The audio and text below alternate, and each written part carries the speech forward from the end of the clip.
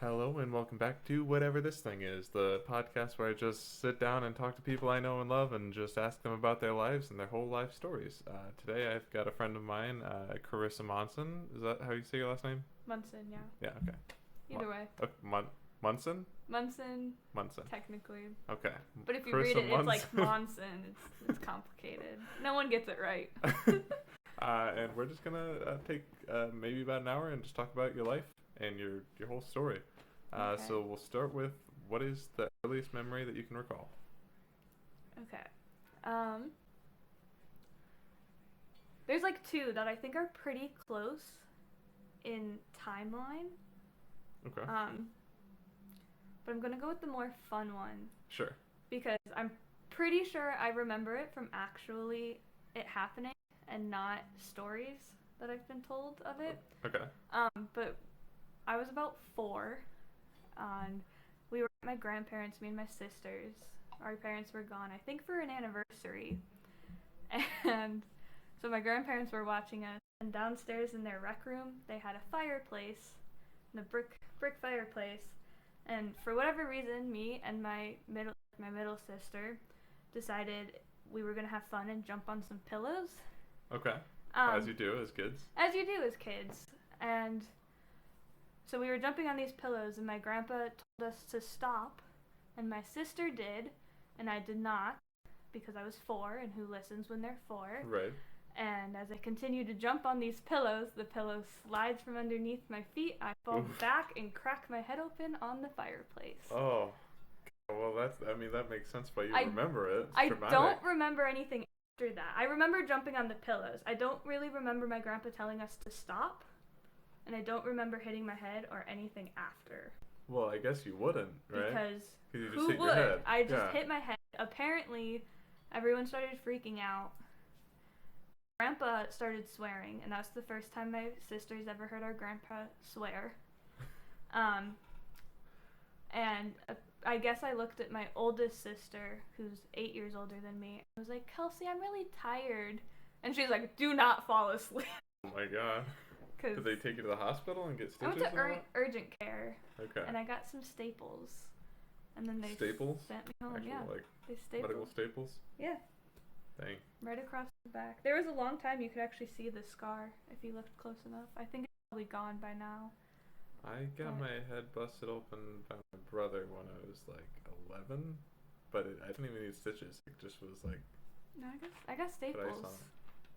Dang. So I think that's my earliest memory.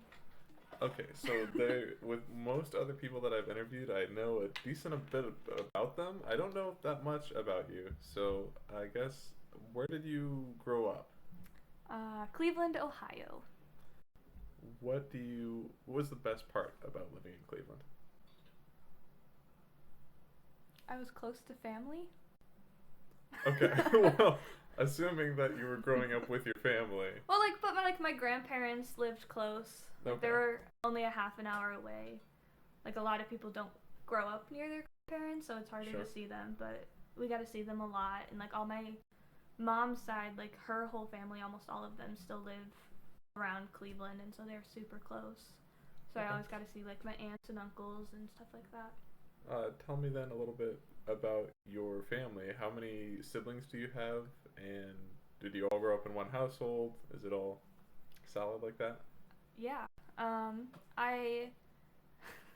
don't know. How much do you want to get into this? I'm here to listen to your whole life. So technically, I have 2 sisters. Okay. I'm the youngest of 4 girls.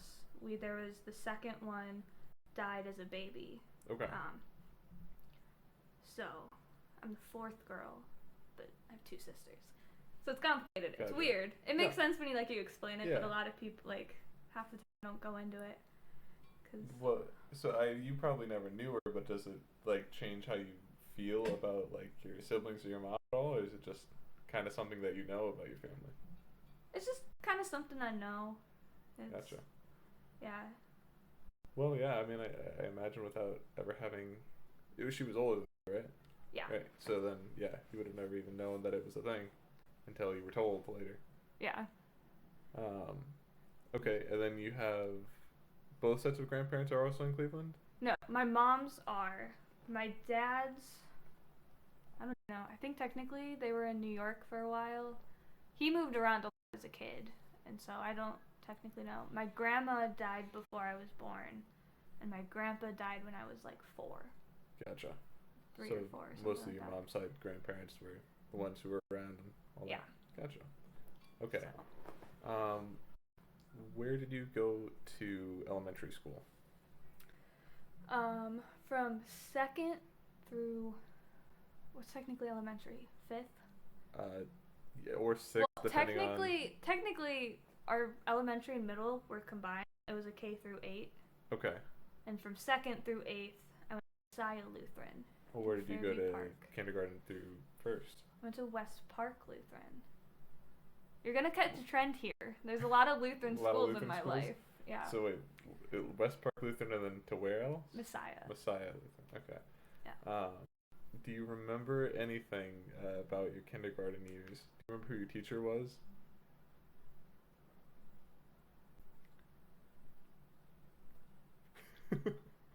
I think it was Mrs. Orkfitz. Was her name? Do you have any memories from that year at all? We did something with butterflies. I think we like watched the whole butterfly life cycle and. Okay, you like raise butterflies and then release them afterwards and hope they don't all get eaten by birds right away. Bird, yeah. Okay. I think that's all I remember from kindergarten though. And then first grade, do you have next? I do not know who I had for first grade. I do have a funny story I've been told. Most of my memories come from things I've been told from other people. Okay. In kindergarten, I think it was kindergarten. It might have been preschool. For picture day, I was not happy, and I was a very stubborn child. I was too.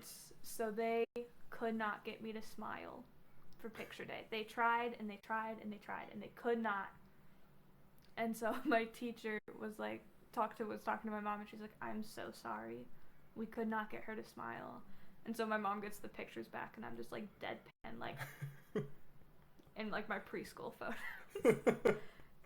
I guess so really my mom just preschool. gave me like a book of like all my school photos from like preschool through senior year of high school, and it's so funny because it's just like. Did you do that for every year afterwards? No, like kindergarten. I had like the biggest. My kindergarten photo is one of my favorites because I had these cute little pigtails, and I just had the biggest smile on.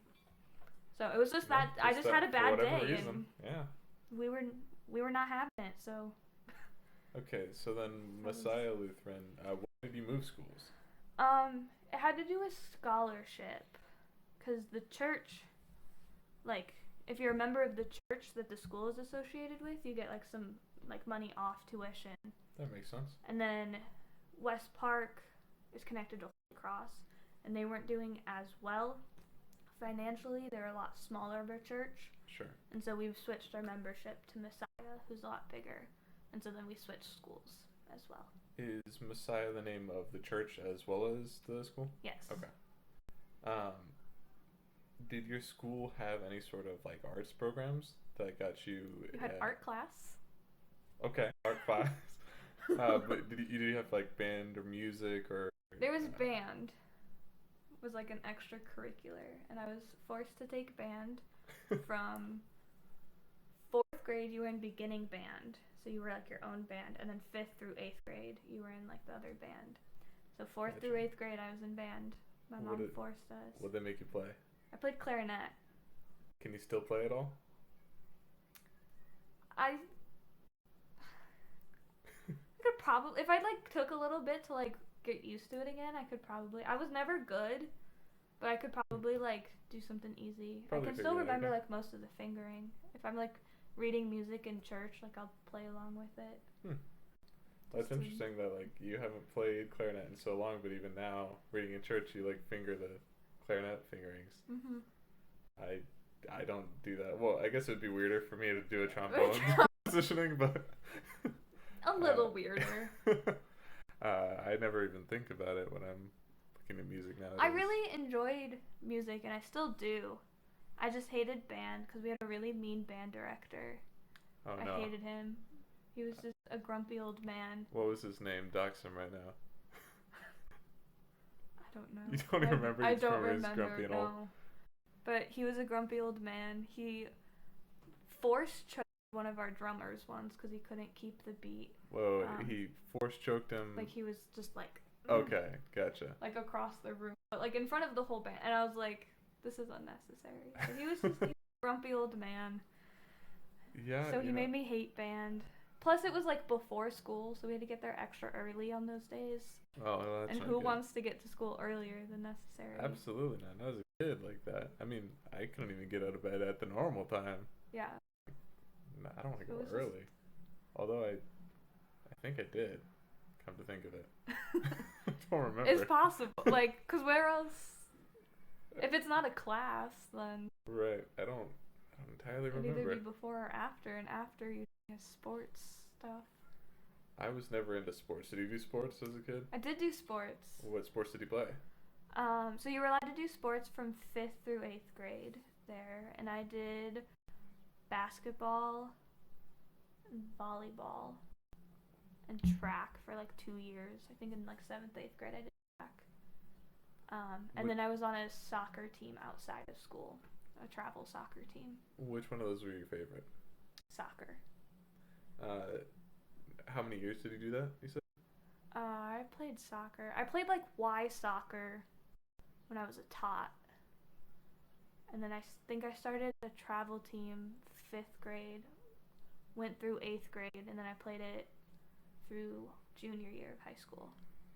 Tell me about your favorite story from travel soccer. From travel soccer? Or just from soccer in general, from playing. I think one that sticks out was in high school. We had a co-ed indoor team. Okay. And a lot of the other teams weren't co-ed. Were you able to just and win? And they always got really mad when they figured out a girl just beat them. And they're like, ugh. And I was just like, sucks to be you. Like, so you were the co-ed with the boys and girls, and you were playing against the men's teams and just beating them every time? Not every time, but occasionally I would beat them, and they would just be like, oh. I was like, heck yeah, a girl can beat you. Like, just hurts their masculinity, their fragile masculinity. Yeah, it takes them down. There was one, I got a red card once in travel soccer. I didn't even do anything, but the ref... you didn't do anything? I didn't, I swear. I did not, this time at least. But we were both kind of going for the ball, and he tripped over it, and he ran into the wall and, like, sliced his knee open. Ooh. And the ref, just the angle I think the ref was at, thought I pushed him, so they carded me. And then my coach made me apologize to him after the game, and I was like, I didn't even touch him! Like, why do I go apologize? Because he tripped over his feet. It's not my fault. But did the guy be like, what? Why are you apologizing? Or I don't remember. No. I just remember they were like, you have to go apologize to him, and I was like, I didn't touch him, so why do I have to apologize? That's fair. I mean, I wouldn't want to apologize for something I didn't do either. Oh. Okay. Those were fun times. Most of the time. Sometimes they sucked. What was, how would you describe your group of friends in elementary school? Non-existent. You had no friends at all? Not a single friend? I went through friend groups frequently in elementary and middle school. Kind of a floater? Yeah, I don't know whatever happened. Like, it was just, I would be friends with someone, sometimes for a couple months, sometimes like a year, and then all of a sudden we would just stop talking. Like, nothing ever, like, a friendship never ended. We just kind of just stopped. When we were in the same class, like, the same 27 students from 2nd grade to 8th grade. The same 27 of us were in the same class. We didn't have, like, split classes because it was a small school and stuff. And we just stopped talking. It happened, like, with, like, 6 different groups of friends. And that happened throughout all of elementary school? Was it, like, Pretty rotating? much. Yeah, I would be, like, friends with one person, and then, like, we'd hang out for a long, and it was great. And all of a sudden, we would just stop hanging out. And then I would find new people to hang out with. Was the class size similar in like middle school and high school? High school, each class was probably, there were about like 100 each grade. So Okay. then each class period you probably were around like 20 something. Sure. It, then you would only have like 5 periods a day then? We had 11. 11 periods a day? Yeah, well, technically there were 9, and we had like split period. Like, it was Wow. confusing. That's how long were your days at school? 8:05 to 3:15. That's not any longer than mine. How did you They fit were like 30-minute classes. I guess we just had long classes. I guess I- we were like 55 minutes a class. No, I think they were like 40, 45, unless you had like your split, because there were 3 lunch periods throughout the day, and those were shorter.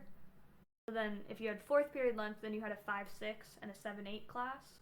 And if you had a 6th period lunch, then you had a 4-5 and 7-8. And if you had an 8th period lunch, you had a 4-5 and 5-6 class, I think.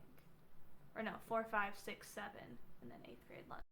And so those 2 like shorter periods made up almost the whole period. Gotcha. Okay, so you had like too many classes in the day? No, because it was the same length. It was just Split up by your lunch? I, no. I'm confused. Explain it to me again. Okay, so it was like, let's say you had 6th period lunch. Okay. And so your 6th period is shorter. Maybe it's like 30 minutes. Okay. Estimating about that. So then you'd have 1st, 2nd, 3rd, and then you'd have 4-5. And 4-5 would be about 45 minutes. Like, the 2 together equaled the same as 1 full period. So then you'd have a 4-5 class, so let's say that was history. And then you have 6th period lunch, and then after lunch you'd go to 7-8 science. And then you have 9, 10, 11. So all your classes were pretty much the same length. Why did they call it 2 periods if it was Because just not one? everyone had 6th period lunch. So if I had 4th period lunch, I would have 4th period, and then I had 5, 6, 7, 8. And then like Parker could have 8th period lunch, so he had a 4, 5, 6, 7, 8. Huh. So it was just based on what period lunch you had, what your double periods of the day were. In our high school, I think it was lunch in 5th period for everyone, but 5th period was like really long. So you could have either A lunch, B lunch, or C lunch, and you would either take it at the beginning and then go to 5th period, and leave, and then come back to that same period to end it, or take 5th period first and then do lunch, but then that would just be it, and then everybody was on the same schedule again. That's weird. I feel like you just get used to whatever kind of schedule they throw at you, right? I guess so, yeah. Yeah. It made sense to me, but if you laid it out on paper and I could look at it, it would probably make sense. yeah. I have to learn visually. Okay, so in high school, did you find a group of people to hang out with? And also, was it the same? Did you have middle to high school be the same thing, or is? No, so elementary and middle were Okay. the same. And then you moved to a new school, and what school was that? I went to Lutheran West, again with the Lutheran. Okay. I had like 2 friends in like towards like 6th, 7th, 8th grade. The 3 of us kind of made a group because we were the 3 people that no one else liked in our class. So we all became friends. So we became friends it was just necessary, or otherwise we'd be 3 loners. So we made a group. Well, And we that's stayed good. friends. Do you still talk to them now? I don't, but I could. Like, I wouldn't feel awkward like messaging them and being like, "Hey." Oh, that's good. So, Nice but to I have don't those like. types of friends. None of us are like super social, so Sure. we're So not like nobody's gonna make the first constantly move, talking. Yeah. Fair enough. So, and I was friends with them, and we added some more people in high school as well, so all the Lutheran middle schools fed into Lutheran West. So you had probably like 8 middle schools from like the suburbs all feeding in. So almost all of the people I went to middle school and elementary school with went to the same high school. But then there was finally some more people. But there were more people and stuff. So, and so all 8 of those 20-person class schools all fed into one. feeding into like a 150-person school. It was like 400 total. Okay. There were 99 in my graduating class. Well, there were 100 in my class, but 99 of us graduated. What happened to that one guy? I don't know. He failed. I don't even remember who it was, but there was definitely someone that failed. Johnny Soprano? Sorry, he failed. I don't... what kind of extracurriculars did you do in high school? I did soccer and theater, mostly. What got you into theater? I'd always kind of been around theater. Cleveland is the second biggest Broadway district outside of New York City.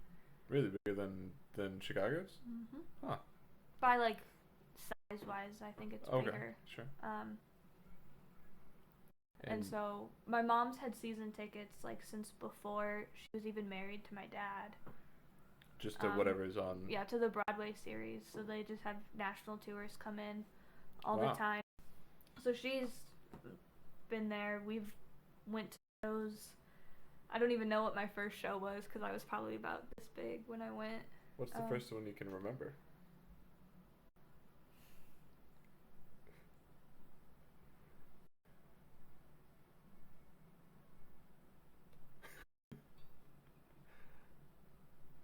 I don't know. No? What's your favorite one, though? Les Mis. Why is Les Mis your favorite? Because it is epic. The music is, like, phenomenal. The parallels between, like, how he reuses the music is just, like, insane. It is... That's Andrew Lloyd Webber, right? Who made that one? No. Who made that? Some French guys, I think. I guess that makes sense. I don't know how to say their names. But, yeah, their music is phenomenal. The storyline is phenomenal. Each part of the storyline, because there's so many, but each one is just... Yes. It's so good. And it's still relevant today, which is kind of scary that it's as relevant as it is. Relevant as in, like, the story is relevant? Or yeah. Yeah, I've never actually watched it, which I know is, like, that's a heresy. I don't know if we can be friends. Or maybe I'll just make you watch it. Make me watch it. Yeah, I'll come over and force you to watch. I personally own 4 different versions of Les Mis. I know there's 2 movies, right? And then a Broadway, and then... There's a lot. They did the 2012 movie musical is probably the best one. Is 2012 one that had Hugh Jackman? Hugh Jackman. Okay. Hugh Jackman, Russell Crowe. And other actors. Anne Hathaway, that's her name. Oh, I don't like her in the movie. She doesn't do it for me. How do you think the movie compares to the live play? It's pretty good. I think it sticks with it pretty well. It's not as good as seeing it live and stuff, but sure. It never is. But there's like that movie that one's the only musical movie, and then there's a 97 and like an 81, and I think there's one earlier than that too. Well, how can you do Les Mis without it being a musical? It didn't start as a musical. It started as a book. Oh. It's a book that's like this. Oh wait, thick. no, I did know it was a book, but I thought. Okay. And then they made it. I think they made the movies, and then they finally made it into a musical. Huh. It's interesting. If you really want to get into Les Mis, it's really interesting to watch them because each part, the musical cuts out a lot of storyline. So like the whole storyline between like Fantine and Jean Valjean is like super quick, but they knew each other for like months and stuff like that, and like which makes it less weird that he was like, I'm gonna go and get your kid for you, and then he ends up raising her kid. It's less weird than it's just like, I just met you and like, here, I'm gonna raise your child for you. Like, a little weird, but they actually like knew each other longer. Okay. So it's interesting to see those parallels. that you don't see in the movies. Yeah, thinking back on it, I do remember it being a book, but I guess I never thought that it was anything other than a musical afterwards. Yeah. I guess I thought they adapted it right there. Oh, all right. No. But it looks so good, and like the whole revolution is like, I feel like it's still very relevant today. Oh, absolutely. With all Like a million different movements happening at the same time right now. Yeah. What just overthrow the government. What show did you first participate in? The first show I did anything with was Seven Brides for Seven Brothers. That movie, well, that musical, the movie version of it is something that my family watched like once a year. It's horrible. I've never seen the movie, but it was so annoying doing the show because like I always did tech and stuff, so I was like involved. But me and my friends, we would just get these songs stuck in our heads, and they're not like socially acceptable. No, not at all. To sing and being like, yeah, I have this song, like, and I feel like it's just kind of a problematic show. It's so much, it is. But it's so interesting. It was bizarre because high school theaters are notorious for not having any males. You had 7 women doing the brothers? No, we found all guys because you can't dress girls as guys. Like, remind you, we're at a Lutheran school, so that's sure. No cross dressing allowed. Yeah, that's off limits. Can't believe you found 7. No, because there's 7 brothers, but then there's 7 suitors. Oh yeah, that's true. And then there's a couple extra more adult town folk. like their fathers. So I think we had 16, 17 guys in that show. Wow. We found that many guys. And then we did that one, and then my junior year we did Joseph in the Amazing Technicolor Dreamcoat, which is another 16 guy show. Yeah, did you get all of them back? We found some of them had graduated and we got new ones come in, but we filled every position with a male. Were they good? No. But we had 2 guys that could sing out of all brothers. Which really sucks. Well, we had 3 because sure Joseph, and then there were 2 brothers. A lot of girls at the school who could sing really well and were interested in singing, but they just weren't allowed. However, that one we did change the butler and the baker to female.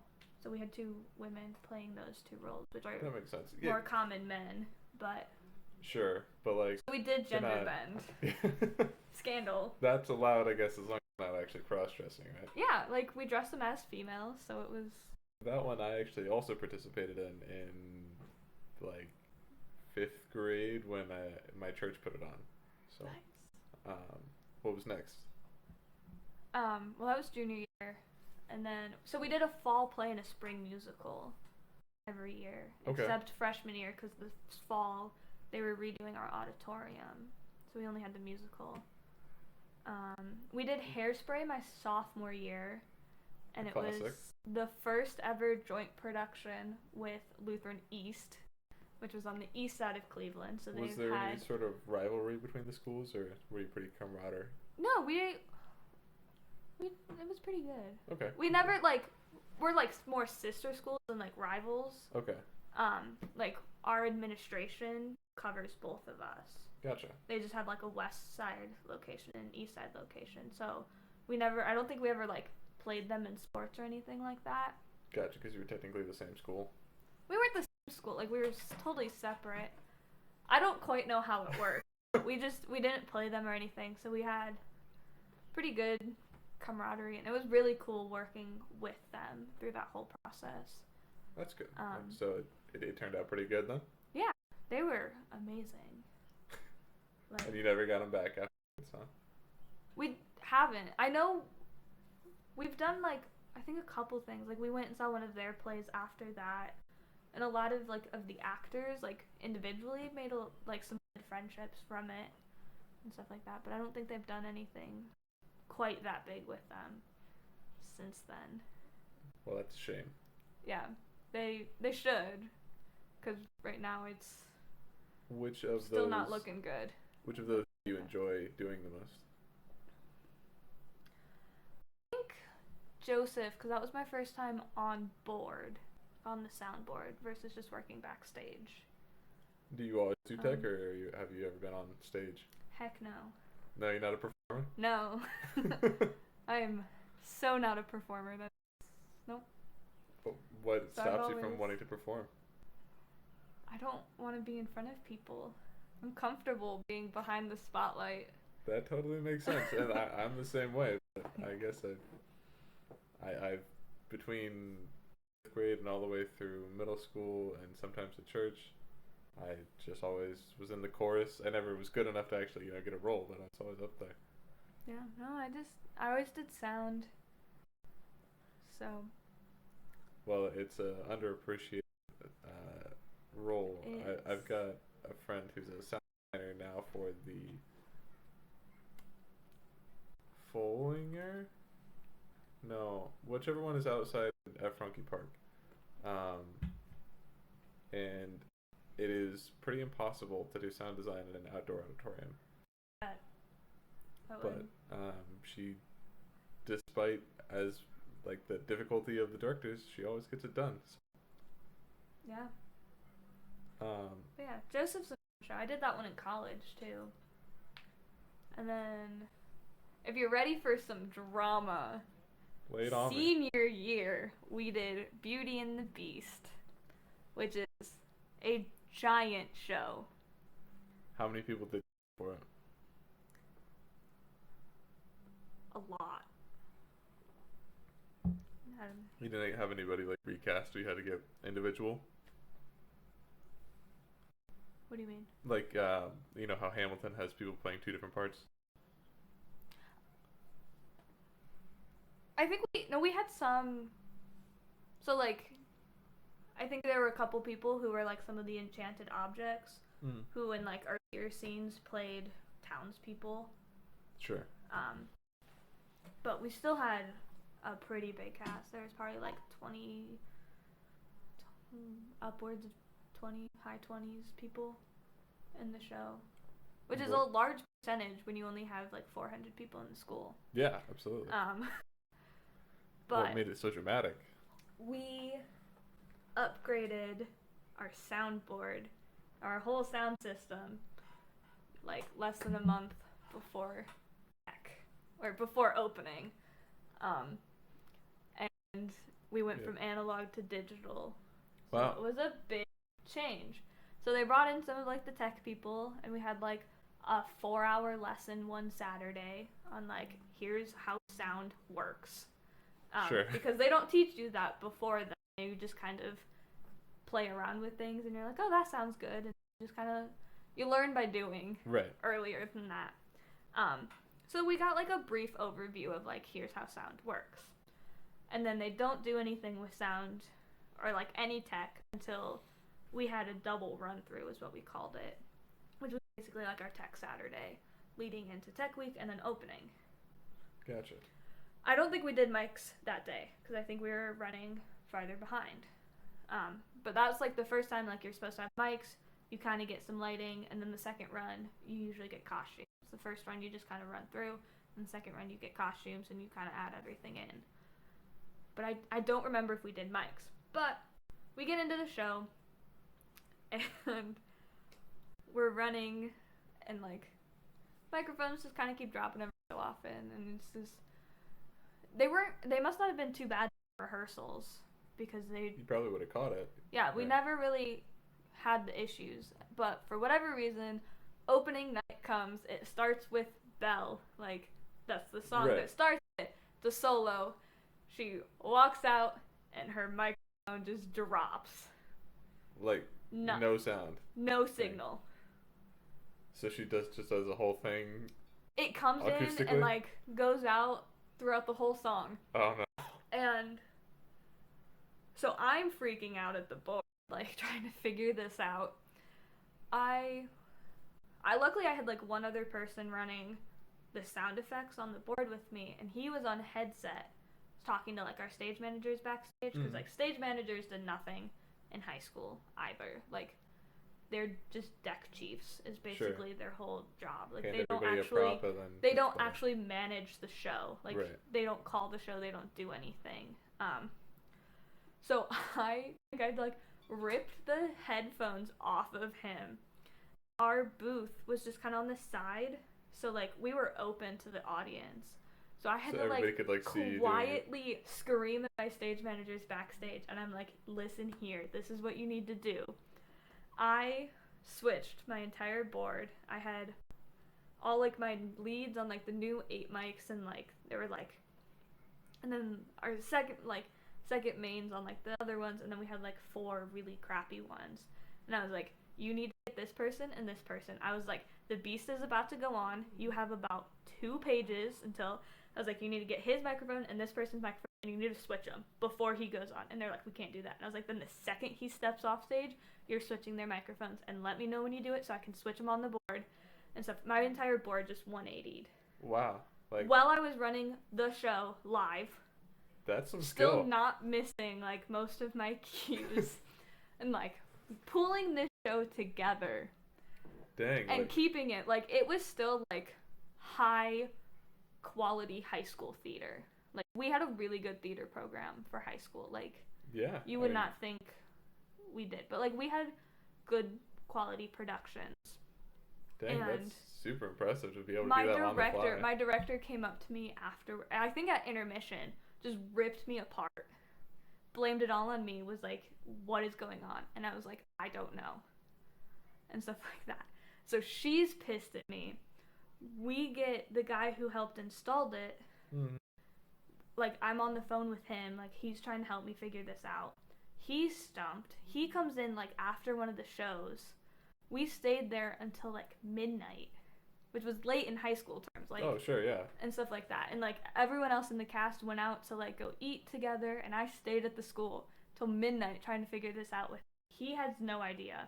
We moved the receivers into, like, 4 different positions after each show. We still had drops happening.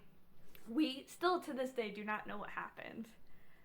Faulty batteries in the packs or something? I think my theory is that there was something in the school that interfered with the frequencies.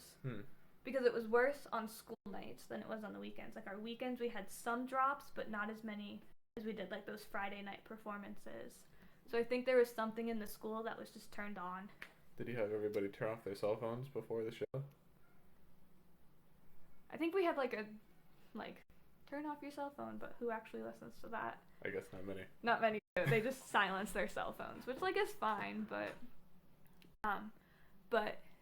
my director just would not comprehend that it wasn't me, that it wasn't, like, me making these, like, mistakes. Right. And that it was something, like, way totally out of above, your control. Out of my control and stuff like that. And so, like, I think every night during intermission, I walk backstage, like, go and, like, fix whatever needed fixing. Like, walked up to one of my friends and just sobbed, like, the next 10 minutes. Intermission would be over, I'd walk up back to the booth, and I'd run the second half. Like, nothing happened. And then Girl, I totally get that. My boyfriend at the time was a favorite of our director. And could not understand why I was mad at her. And, like, why, like, I was frustrated about this and stuff like that. And he was like, she's totally right. I was like, no, she's not.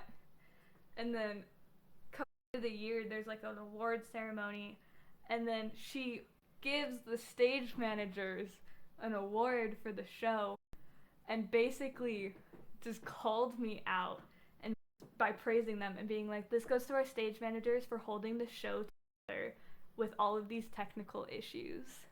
Wow. And I'm sitting there in the audience, you're like literally pissed. One who is directing the managers, and like my boyfriend is just like, well, like, she's not wrong and stuff.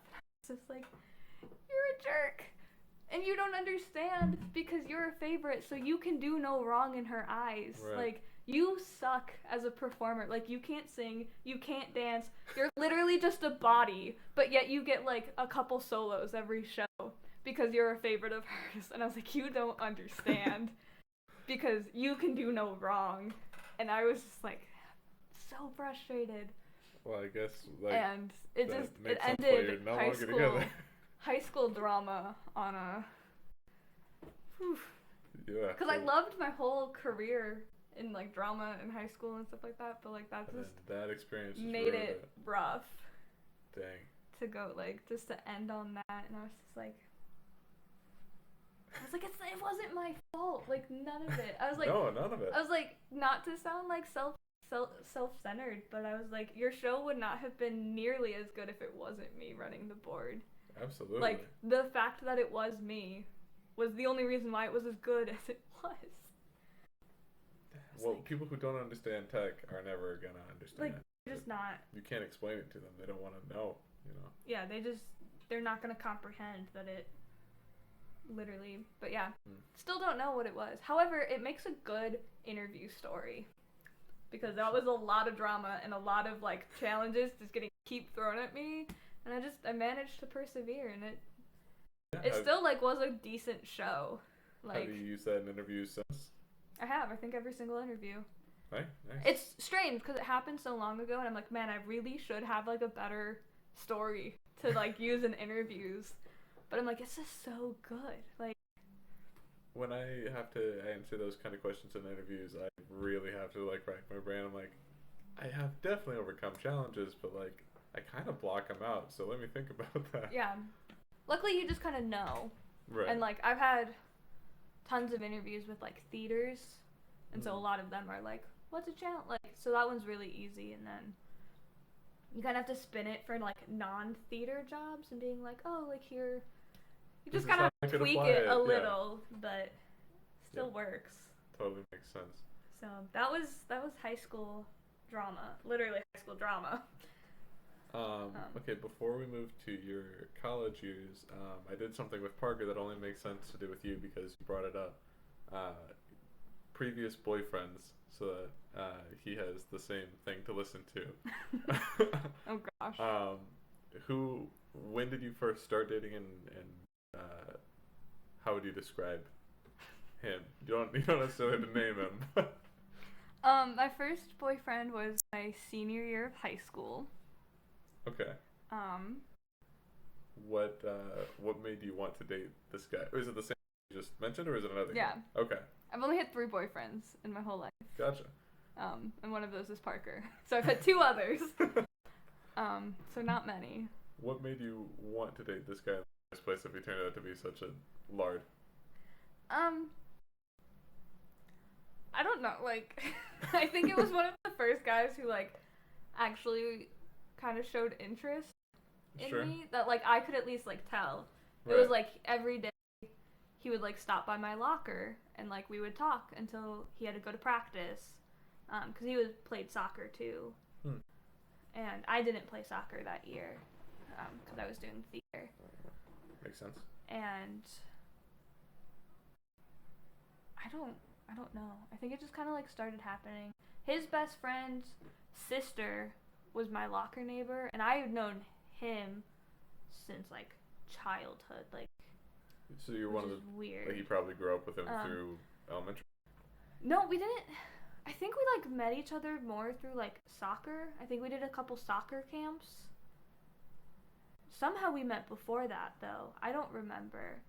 But I think it's funny because everyone, like, they were both a year younger than me, and all of my friends were like, he likes you, and I was like, no, he doesn't, and they were like, no, he likes you, because he would always say hi to me and stuff like that, and I was like, no, he doesn't. Well, clearly saying hi means he likes you. Clearly, and then he actually dated my best friend in high school, so we had a little, like, weird, me and her were best friends, and those 2 were best friends, and we were dating each other. It was super weird. Made it great, though, because, like, double dates happen often, which, like, I think our parents really enjoyed, because parents don't like you dating. Sure. So, like, when double dates happened, I think they were happy with that. I think that's similar to how my parents met. Like, my mom wanted to date my dad's best friend and ended up with my dad. Oh, wait, we get farther into that. That's not even, I don't know if you know that story, but we'll get there. No, what is that story? We'll get there. Okay. If I get to Parker. Oh, Parker's story. Right. Okay. Yeah. Okay, so that guy clearly didn't work out because he was a jerk. Yeah. There were a lot of red flags I just didn't realize in a relationship, because I think mostly because it was my first relationship, so I didn't know. You don't even know what to be looking out for. Yeah, I didn't realize. I should have like 3 months sooner, when it like I cried every time we hung out. It just did not end well. Um, Yeah, that's a pretty big red flag. a lot of When he red makes you flags, cry. and we would get into like arguments, and then he'd be like, "Well, I have to go because I have a curfew," and I would just like end up on the stairs of my house just sobbing as I left, and that happened for like 3 months straight, and then eventually. Eventually you wised up. The sad thing is he dumped me. I didn't even dump him. Well, good riddance. He's toxic. Yeah, like I I think I cried for like a couple hours because I was like, man, that's sad. And then I had to go to tech for the community theater I was working with, so I drove there. I think I called my sister on the way home, or like, driving somewhere. Told her, she was like, "We're gonna go get ice cream when you're done." And I was like, "Okay." By the time I walked into tech, I like shut it down. I was like, "There's no use." No, yeah. Like, it's not worth crying over. Like, I have more important things to focus on in my life, so I just kind of shut it down. And then I was over it like that. Well, good. Which, no reason totally probably not completely healthy, but it worked. I mean, because it was a totally toxic relationship, so I right. needed to get over it sooner and not like wallow in self-pity. Exactly. So we did. However, the ironic thing was, so the other guy, like his best friend, is actually gay now. And I could have told, I called that from like my sophomore year, like when I met him and he was in high school, where like, you're not straight. But you can't say that at like a Christian school right. because everyone's like, why I now can never, and stuff like that. And then once when you kind of get out into the real world, people are like, oh, I'm definitely not straight. So I always think that's funny because we all knew it. And right. As soon as you're out of the environment that shuns it, you're like, oh, wait, yeah. You're like, oh. So that always makes me laugh. Like, I think he's living a good life. I still follow, like, I'm friends with him on Snapchat and stuff, and him and his boyfriend are adorable, and I'm like, good for you, dude. Like, you're kind of toxic, too. Like, you weren't a super great person to my friend, but, like, I'm glad you're living your life. Like, you do you. Yeah. So. Well, good for them. What about your friend? Did she ever find someone? I think so. She had another boyfriend. I don't know if they're still together. Because she just recently moved out of state. So I don't know where he was and how that all worked out. I haven't talked to her recently. Right. How about your second boyfriend? Who was this and how did it happen? Another toxic person. It tends to be that way when you break up with someone. It's usually No. because they were toxic. Well, yeah. That relationship only lasted like 3 months, so I realized he was toxic pretty quickly. He was a junior when I was a freshman, so I was like an impressionable freshman in college. Mm. And everyone in the theater department was like, you guys should date and stuff like that. Later found out they were just trying to get this other guy to have a girlfriend for like the first time in his life. Mm. And so he actually later, again, hindsight, you find things out, originally told all the guys that he did not like me because I was too fat. And he liked my friend, who like every guy likes because she's gorgeous and amazing and I love her to death. It's one of those people that like every single guy has a crush on her at some point in their life. Like, yep, I know the type. Yeah, because she's talented, she's amazing, all that. The same exists on the guy spectrum, so I get you. Yeah, like, so he liked her. They were like, you have no chance with her, she's way too out of your league, so why don't you try Karissa? And then eventually, somehow, he got over me being too fat for him, started dating me. That was all super shitty. Went like hardcore because he was a very traditional conservative Christian boy. So it was basically like the moment we started dating, we were like basically gonna get married. like instantly, like your first girlfriend is your wife kind of person. That just doesn't make any sense to me, but No, but that was like his beliefs, and he was just kind of emotionally manipulating a lot. Okay. He, for J term, went to Europe because they went to London for like a theater trip, and I did not go. Why didn't you go? And I just found out too late, and so I didn't have like the money, and I would have had to get a passport, and I would not have been able to do it. Gotcha. So I took a different class that J term, and luckily I didn't. He complained the entire time. Like I had 2 friends on that trip, and they were annoyed because he would just complain the whole time. But I finally realized I had a little bit of freedom because your J term, you have 1 class for 4 hours a day. So like I had like a 9 to noon class. So which, like then I was I would not done. Be able to handle. I can't attention that long. It might be 3 hours. I don't remember, but like you just had like 1 long class, and then you were done. So like you'd go, you could get some food, do your homework, and then you had all night to just do whatever you want. And you wanted. So I had some friends, and so I was able to like hang out with my friends instead of just him. And so I got this taste of freedom, and then I realized as they were coming back that I didn't want him to come back. Well, I wanted him to stay in London. And that's when I realized that, maybe this isn't working. So I dragged the relationship on for about 3 more weeks after he came back, and like I'd get done with class and I'd be like, I'm really tired, I'm gonna go take a nap. So I'd go to my room and try to avoid him as much as possible. There were actually times where I would sneak down the back stairwell of the dorm just in case if he was sitting in the lobby on my floor waiting for me. I would sneak out the back, and I was like, this proves this is toxic and I need to get out of this.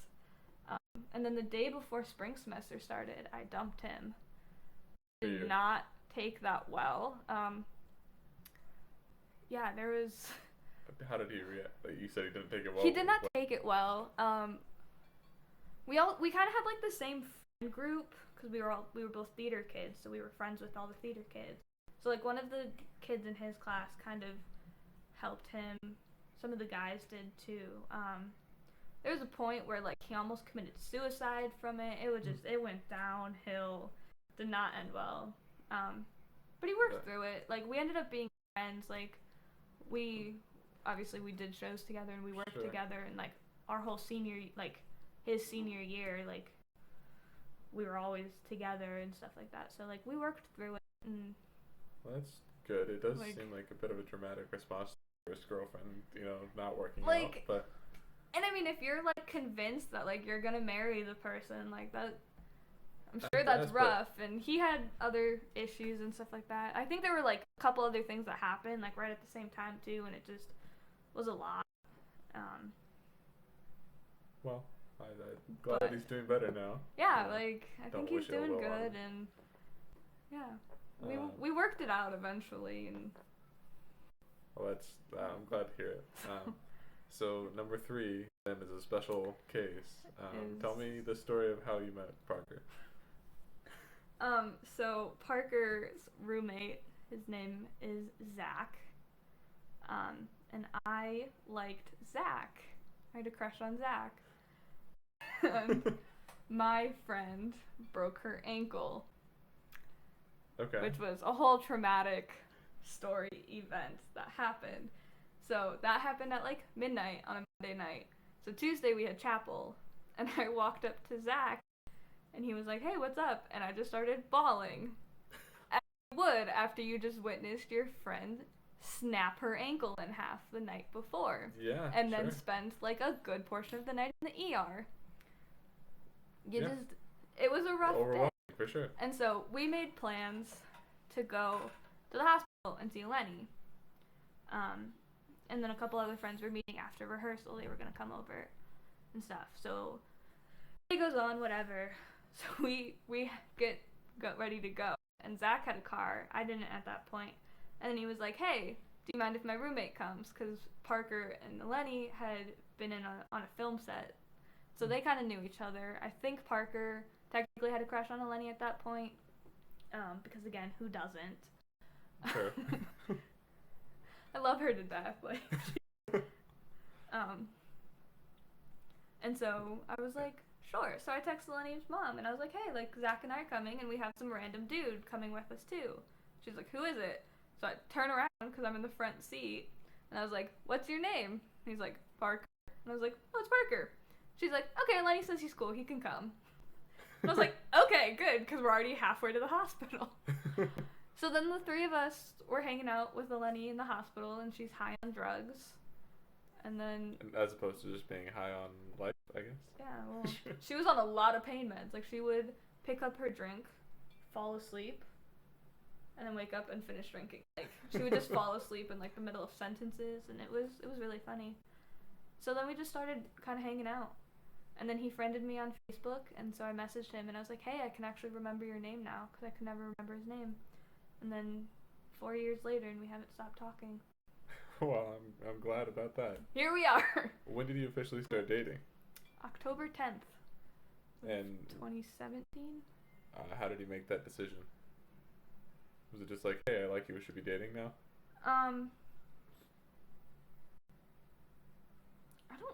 I think he asked if I wanted to be his girlfriend. Because we had been talking, and I think eventually he was just like, I made a lot of jokes. Because he was like, oh, we should go on a date and do this. And I was like, if you ever ask me out. So I put a lot of pressure on him to ask me out. And I think eventually he was just like, fine, do you want to be my girlfriend? And I was like, okay. I didn't even say yes. I said, I think Okay. it was either okay or sure. So I make the joke when he proposes that I'm just going to be like, okay, why not? Just be all casual about it. Well, you might have to lay the pressure on him again. And probably. Just keep that pressure on him until that happens. Yeah. I think your comment last week about him being, like, wishy-washy might pressure him, so. Oh, yeah, I'll keep pressure on him, too. Don't get me wrong, I want this to happen. Just be like, you gotta do this. Come on. Hey, Parker, have you bought the ring yet? Do you think, I don't know, you don't seem so conservative, anymore. I guess you were probably raised that way, but do you think your dad would want him to ask for permission?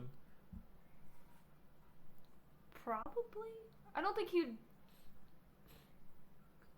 I don't know. My dad's one of those, like, silent kind of people.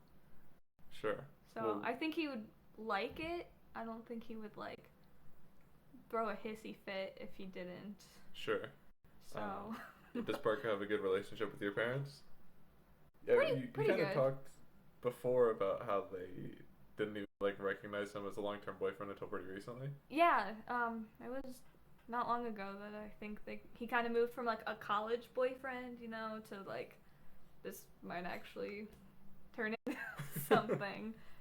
So. Okay, well that's good. Yeah. Well, I hope that happens soon. One other parallel that I want to touch on before we get to, well, I guess we haven't really talked much about your actual college experience. Let's do that real quick. Okay. Why did you choose Huntington? So I wanted a small Christian school. And then I did theater and computer science. So I wanted one that had both of those. Okay. That wasn't too far away, but wasn't, like, super close to home either. So I looked at a lot in Indiana, because there are a lot of Christian schools in Indiana. That's a fact. Go figure. And so I toured a bunch of them, and I just ended up at Huntington. Something about it, scholarships or just location? I don't know. I'm not good at making decisions, and so I think I just kind of, like, wore out time, and then I was like, well, guess I'm going there. And so I went there. I think it all worked out for a purpose. I think that's where I was supposed to be, but, Yeah. God's got he's got it planned, so I just It worked. Yeah, for sure. So, How would you describe your college experience as different from your high school experience? um, it was harder. That's for sure. It was, Being because you have to be independent and all. yeah, just you have to figure out time management, and then with rehearsals and stuff like that always just threw you into a loop because you would like kind of get in a rhythm, and all of a sudden you would get thrown into like 4 hour rehearsals, four Right. days a week.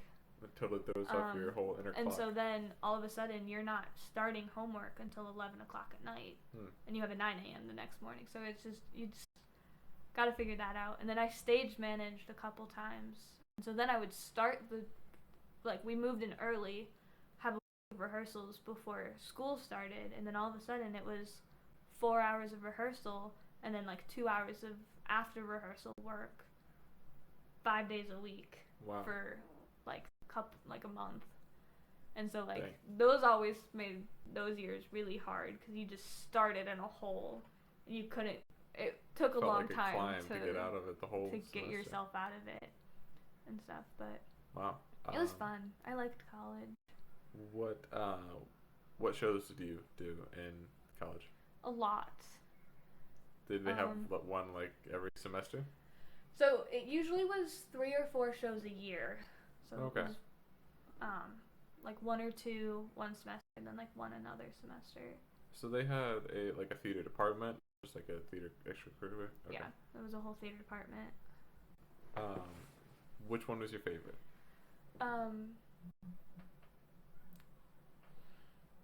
I could do like a favorite each year. Okay, sure. So freshman year would be Shrek. I did a sound design as a freshman, which is rare, but they were desperate and they were like, here. So that was just a lot of learning. But that's a fun show. Of course. I've never actually seen the musical version. It's on Netflix. Is it? Live recording from Broadway is on. It used to be. I don't know if it still is, but you should I'll have watch to it. Worth it. That one was interesting. We had a guest director, and we had a very serious conversation one day about farts.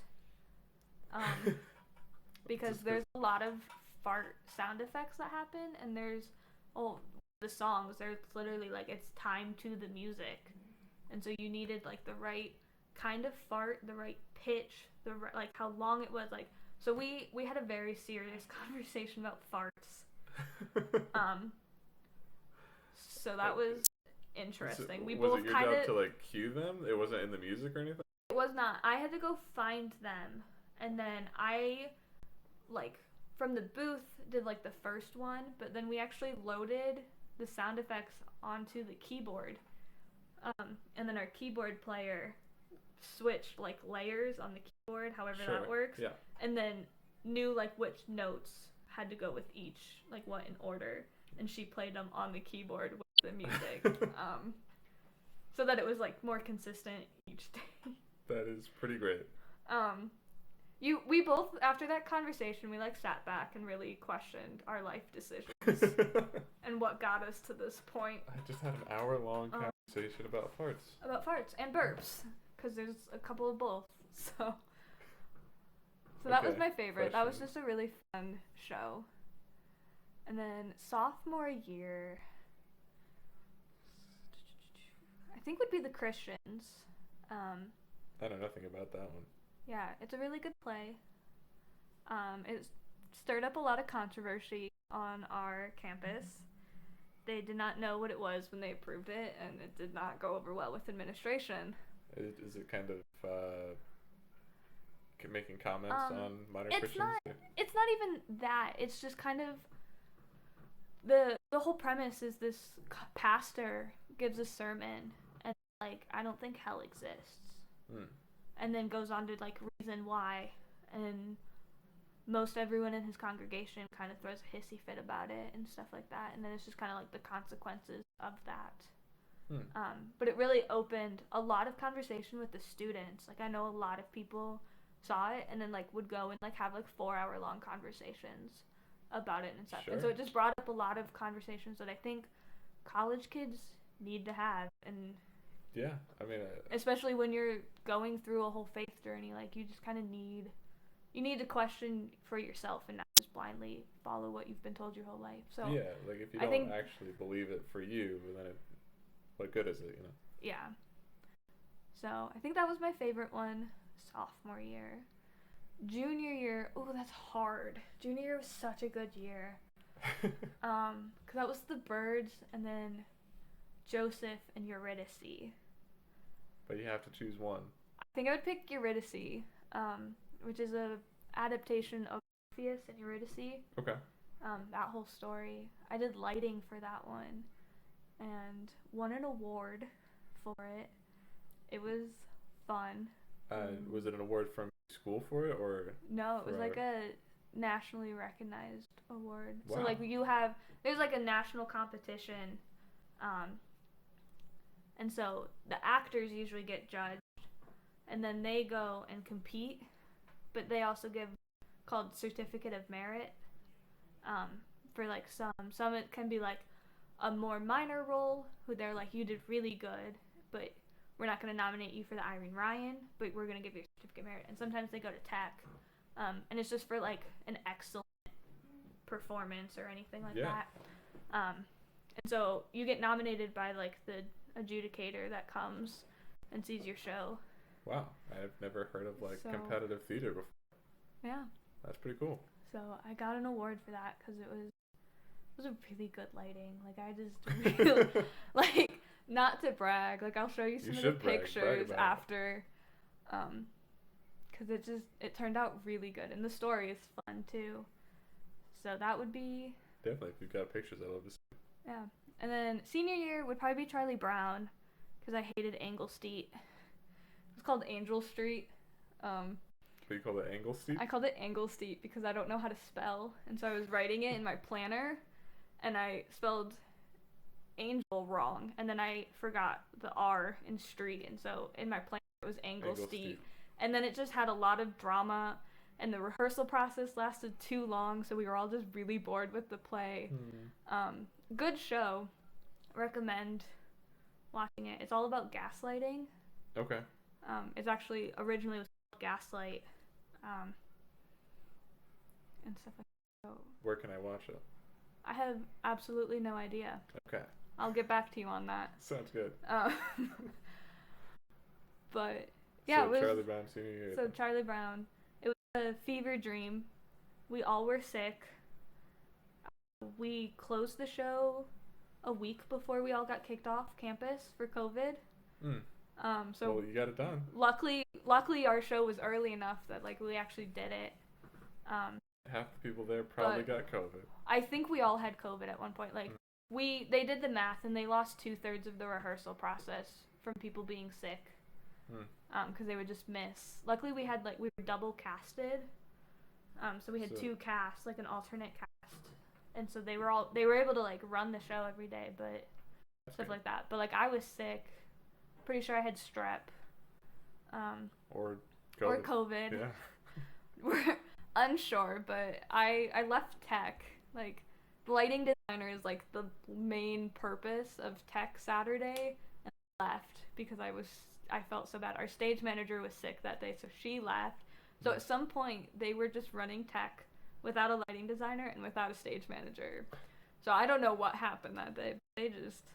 They did something. They rehearsed. It happened. Like the show happened. Do I remember it? No. Like I have almost no recollection of the show happening because I think it was a fever dream. I imagine. A literal fever dream. Yeah, literal fever dream. But it was a fun show. That's a fun, cute show. So. Awesome. Yeah, those are my favorites. What was your degree in officially? Theater, technology, and design, and then a minor in computer science. Okay. So what do you want to do with that going forward? Have a job. Sure. Okay. Have a job that's like that like uses the skills that I have and stuff. What do you say the job you have right now does that pretty well? Yeah. It's nice because I get like some of the tech, so I get to like run the soundboard, and sometimes I'll run the cameras and stuff like that. for Sunday, and I do a lot of like the office stuff. I've got some computer like science stuff with that.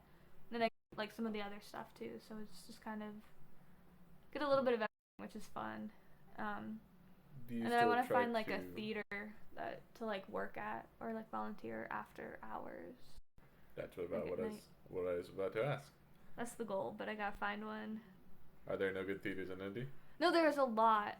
The hardest part is if I do anything like during shows, I can't because I work on Sunday, and so I wouldn't be able to make a Sunday matinee. So I have to figure out and kind of go based off that and stuff. And I just haven't had too much time to do some research on it and figure out, but I need to. Well, I hope that works out. That you find something. Me too. Okay, so one more thing, and we'll wrap this up. Okay. Your faith. How do you describe your faith journey through your life? When did it start, and how is it now? It's a roller coaster.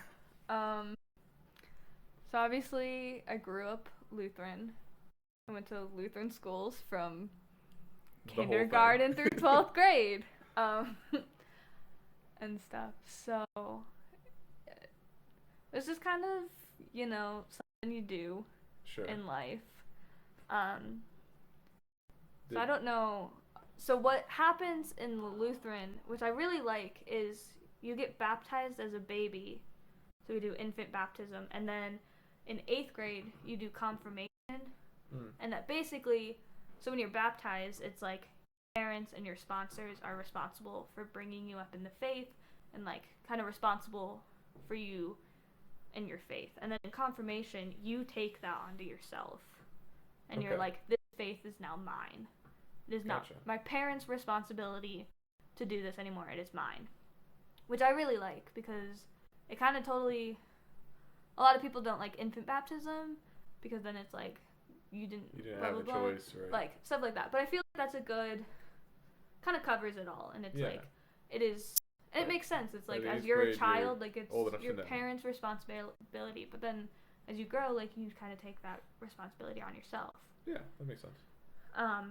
And then the summer before my senior year,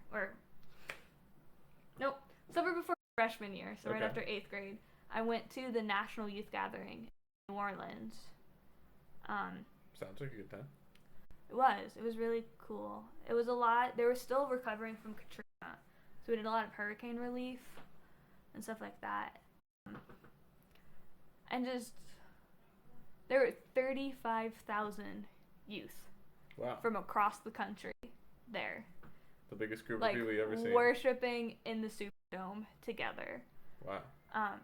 So that, in those moments, and then just kind of like seeing like the faith of people that went through Katrina and like how that got them through that and stuff like that, that really made an impact on my faith. So that, like my faith was like super strong in high school, and I went on a bunch of mission trips around, like, in the U.S. Like, we went to Detroit, we went to Maryland, we went to Joliet, Illinois. That was one of them. Cool. Stuff like that, and you just kind of get to see people and meet people, and it's so fascinating. My church was a missionary church, so it was all about the missions trips. So I agree, it's super cool to. I'm really glad I didn't do any of like international ones, because I feel like there's so much that needs to be done here. Like we don't need to be sending people out, especially like short-term high school mission trips. Right. You're not gonna make an impact. Right. The when most you're you gone do for a maybe week. Build a well. Like. That's about it. But you're not gonna affect people. Yeah. And so I'm really glad that I got to like kind of stay around here and just do that. So that was really big. And then to college, went to an even more conservative college, which was a mistake because as I was growing up, I was becoming more liberal. Right. And then I got into theater and went to a very conservative college that did not get along with theater. And so that really struggled. And then it was even like emphasized more because you like move away for the first time Mm-hmm. and stuff like that. And so like I had no one I felt comfortable like asking these kind of questions that I was having with. Right. So then it just kind of got put aside, got locked in the closet. Maybe not a good metaphor, but it kind of like got pushed aside, so Sure, it just kind of fell away. But it's always just kind of been there, and so now that I'm out of college, I work at a church. I gotta work on finding it and getting it back and figuring out how it works with your everything beliefs. else that I believe in my life and stuff like that. So. Well, it sounds like the church that you're working at is a good place to do that at, as far as churches go. Yeah. Okay. Now I have two more questions for you. Well, I guess three. We'll cut it to two. Okay. Where do you see yourself in 10 years?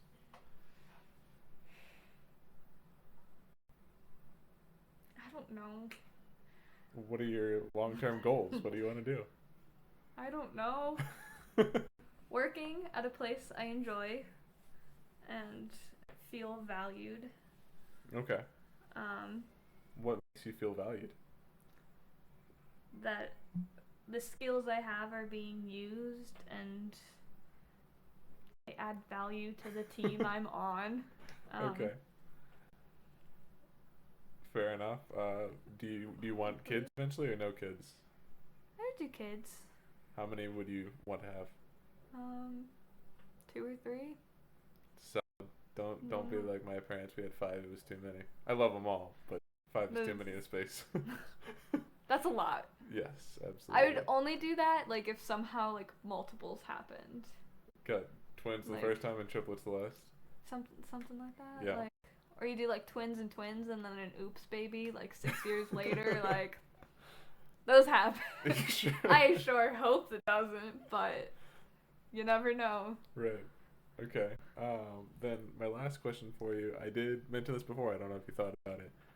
Either what do you want to be remembered for, or what would you like written on your gravestone?